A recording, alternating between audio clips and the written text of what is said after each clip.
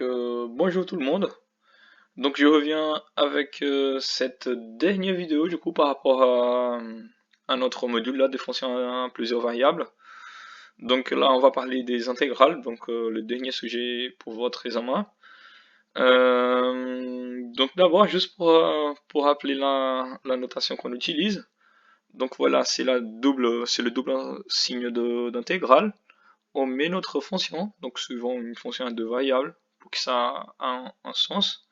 On met dx et dy pour justement faire référence à notre double élément d'intégration, donc la variation par rapport à x et la variation par rapport à y. Donc le R là, c'est la région dans le R2, donc dans notre repère autonomie R au carré, qui doit être comprise dans le domaine de définition de la fonction cognitude. Donc on a le domaine de définition de la fonction, notre région là-dedans, et là on va essayer de calculer l'intégrale. Donc comme vous pouvez voir ici sur les trois petites figures que j'ai mis, donc la région c'est représenté ici par exemple pour cette partie qui est en bleu. Donc on a la variation x et la variation en y. C'est plutôt le contraire en fait. Donc le x il varie ici sur la partie rouge et le y sur la partie verte. Donc tous ces points-là, on regarde leur image, donc elles reflètent sur la partie qui est en rouge en haut, qui intercepte la surface de notre fonction. Donc cette partie qui est en bleu, c'est tout le point tel que le z est égal à f de xy. Et donc cette notation-là, donc cette intégrale, en fait, elle mesure le volume compris entre la région en bas de R2, la partie qui est en gris, c'est tout R2, là, notre surface donnée par la fonction, et les quatre faces données par notre petit solide là. Donc ici aussi une autre vue de notre solide. Donc comment est-ce qu'on fait pour calculer pratiquement une intégrale double? Donc on a deux possibilités. Donc d'abord, ce qu'on peut faire, c'est qu'on peut primitiver notre fonction par rapport à la variable x. Donc cette intégrale là, c'est une intégrale simple qu'on fait comme on a fait pendant notre deuxième module. On fait la primitive comme on a fait toujours. Le résultat, ça va être quelque chose qui dépend exclusivement de y. Et là, on peut primitiver enfin par rapport à y. Et on fait ces primitives, donc celle de x par rapport dans les limites de a jusqu'à b, donc données par la géant R. Ici, R pour nous, suivant va être une région rectangulaire du type AB fois CD. Donc notre x, il habite là, et notre y, il habite là. Et par rapport à y, évidemment, on fait ici de c jusqu'à d. Il y a une autre possibilité. D'abord, on peut faire par rapport à y. Le résultat, enfin, on fait par rapport à x. Ça va donner exactement la même chose. Suivant une des deux manières, elle peut être plus simple que l'autre, mais on est censé trouver le même résultat. Donc on a vu quelque chose pendant les cours qui s'appelait le théorème de Fubini. Le théorème de Fubini nous dit tout simplement qu'à la place de considérer des régions rectangulaires comme celle-ci, pardon, on peut considérer des régions un peu plus générales. Donc par exemple le x, il peut varier sur une fonction qui dépend de y. Donc on peut remplacer en gros le b là par une fonction et le a là par une autre fonction.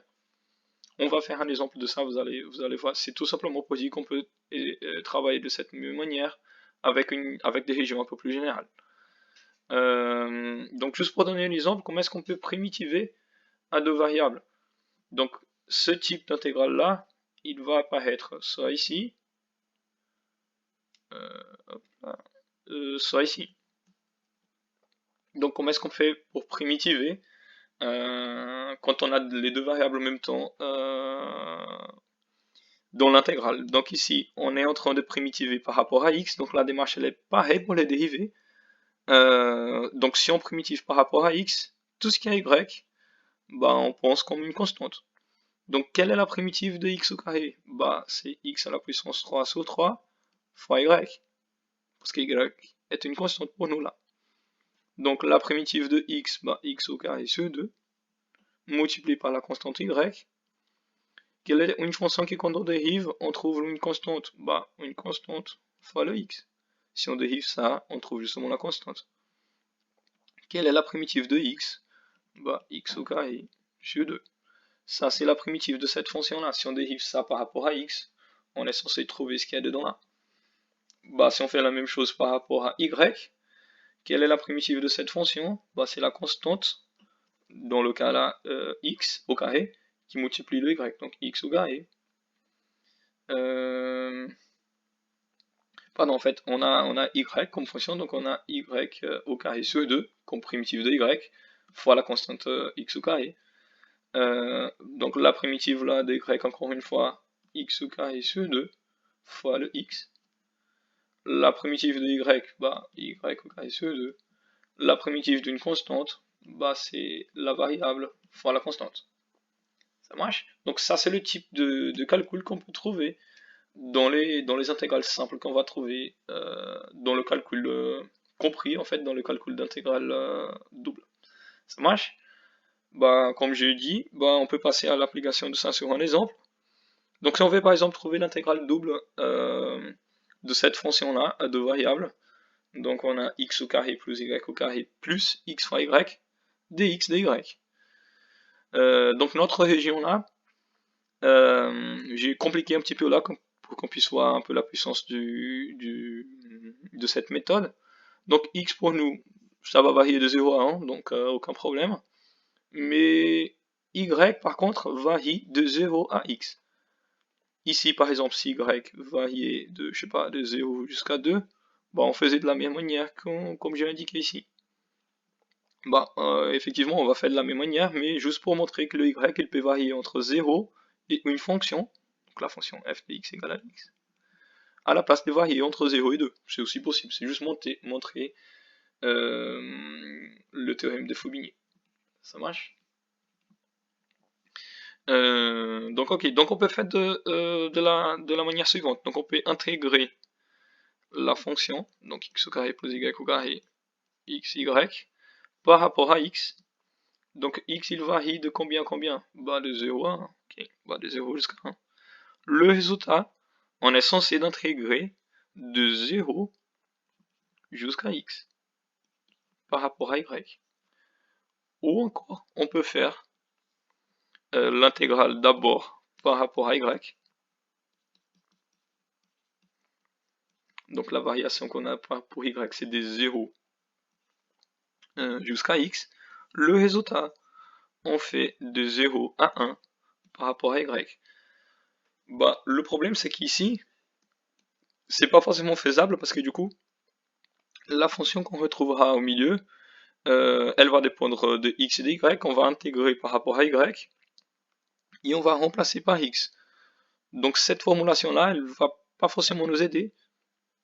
Mais si on regarde la formulation qu'on a en bas, comme on intègre ici par rapport à x, le résultat il va dépendre exclusivement de y en fait, quand on remplacera par x. Et du coup, le résultat à la fin, on intégrera par rapport à y, mais on remplacera par 0 et par 1. Donc cette formulation-là, elle est beaucoup plus intelligente pour cette partie-là. Donc comment est-ce qu'on va faire? Donc on va primitiver cette fonction-là, en fait, par rapport à y. Donc quelle est la primitive de x au carré par rapport à y? Bah, x au carré est une constante par rapport à y. Donc y, x au carré. On a y au carré, si on primitive par rapport à y, bah y à la puissance 3 sur 3. xy primitive par rapport à y, bah on a y au carré sur 2 fois le x, la constante. Donc ça c'est la primitive de cette fonction.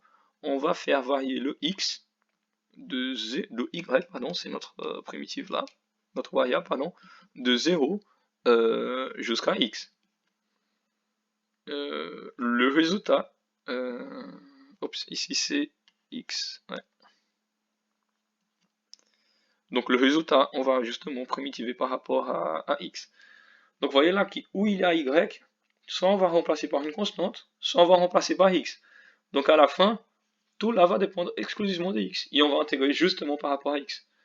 Et remplacer les deux par 0 et par 1. Donc ça va être possible de cette manière-là. Donc si vous n'êtes pas forcément à l'aise avec la notation que j'ai mis là, vous pouvez faire l'intégrale là du milieu séparément. Ça peut vous aider à que votre copie elle soit un peu plus claire. Donc si on prend l'expression là et on remplace le y par x, donc on aura ici x à la puissance 3. Donc ici on va remplacer le y par x, on aura x à la puissance 3 sur 3. Et ici on aura x à la puissance x au carré sur 2 du coup, fois le x, donc on a x à la puissance 3 sur 2 du coup. Quand on remplacera le y par 0, donc on a 0 ici, ici, ici, donc on prend pas ça en compte. Et à la fin, on fait des x. Donc on a une petite somme des fractions là, donc on a la primitive de 0 jusqu'à 1. Donc si vous voulez, on peut mettre le x au carré en évidence, à la puissance 3, pardon, de 1 plus 1 tiers plus 1 demi dx. Bah ça c'est une constante, on peut enlever de l'intégrale. Donc on a 1 plus 1 tiers plus 1 demi qui multiplie, je vais faire ici en bas du coup. Donc on a 1 plus 1 tiers plus 1 demi qui multiplie la primitive de 0 à 1 de x à la puissance 3 de x. Bah, cette intégrale là, je suis sûr que vous pouvez la faire, bah, c'est x à la puissance 4 sur 4 de 0 jusqu'à 1 qui multiplie notre petite constante là. Donc on a notre petite constante qui multiplie un quart. Donc à la fin, on a 1 plus 1 tiers plus 1 demi qui multiplie un quart. Donc le milieu là, on a 2 plus 3 divisé par 6 plus 1 qui multiplie un quart. Donc on a 1 plus 5 6 qui multiplie un quart. Donc on a 11 divisé par 6 qui multiplie un quart. Donc on a 11 divisé par 24. Ça marche. Qu'est-ce qui représente ce nombre? Enfin, c'est justement le volume compris entre notre fonction et la région donnée par cette petite loi là, quand le x il varie entre 0 et 1 et le y de 0 jusqu'à x. Bah, comme j'ai dit, si le y là il varie de 0 à 2, bah, à la place de x ici vous mettez 2. C'est juste pour montrer que le théorème des Fubini il peut nous généraliser ça. Ok, bah très bien, bah merci beaucoup.